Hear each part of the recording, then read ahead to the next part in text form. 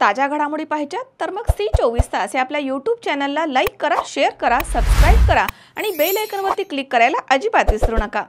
सिडकोमधील पवननगर परिसरामध्ये गुरुवारी 6 नोव्हेंबर रोजी संध्याकाळी 7:30च्या सुमारास 5 ते 6 अज्ञात युवकांनी धारदार शस्त्र घेऊन विज्ञान चौक, सप्तशृंगी चौक, अक्षय चौक, शिवनेरी गार्डन परिसरात धुमाकूळ घातला। या टोळक्यानं घरांच्या काचा फोडून वाहनांवरती वार केले आणि दहशत माजवली आहे। अचानक झालेल्या या प्रकारामुळे नागरिकांमध्ये भीतीचं वातावरण निर्माण झालं। दरम्यान नागरिकांनी धाडस दाखवत टोळक्यामधील 2 जणांना पकडून चांगला चोप दिलाय आणि पोलिसांच्या स्वाधीन केलाय। घटनेची माहिती मिळताच अंबड पोलिसांनी घटनास्थळी धाव घेतली आणि परिसरामधील सीसीटीव्ही तपास सुरू केलाय। आरोपींचा शोध सुरू आहे। उर्वरित साथीदारांना लवकरच अटक होईल असं पोलिसांनी म्हटलंय। सिडको परिसरात वारंवार घडणाऱ्या अशा घटनांमुळे पोलिसांच्या कार्यक्षमतेवरती प्रश्नचिन्ह निर्माण झालंय। काका काय घटना घडली होती आता? काय नाही, ते 2-4 जण आले, दुकानात मी उभा होतो, ते माझे बिस्किट होते त्यांनी खाली फेकून दिले आणि शिव्या द्यायला लागले।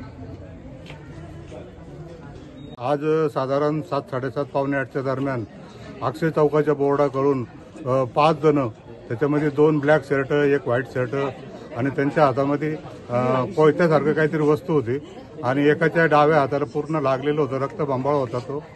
आणि ते इथं आमचे शेजारी जे आहे नानकर यांच्या दुकानामध्ये उभे राहिले, मला वाटतं काहीतरी घेत आहे, पण ते न घेता डायरेक्ट शिवीगाळ करायला लागले आणि काउंटरवर जे सामान होतं बिस्किट पुडे वगैरे डायरेक्ट त्यांनी रस्त्यावर फेकले आणि शिवीगाळ करत पळायला लागले। आणि पुढे जे रस्त्यावर ज्या कुंड्या होत्या दारापुढं त्या उचलून त्या फेकल्या।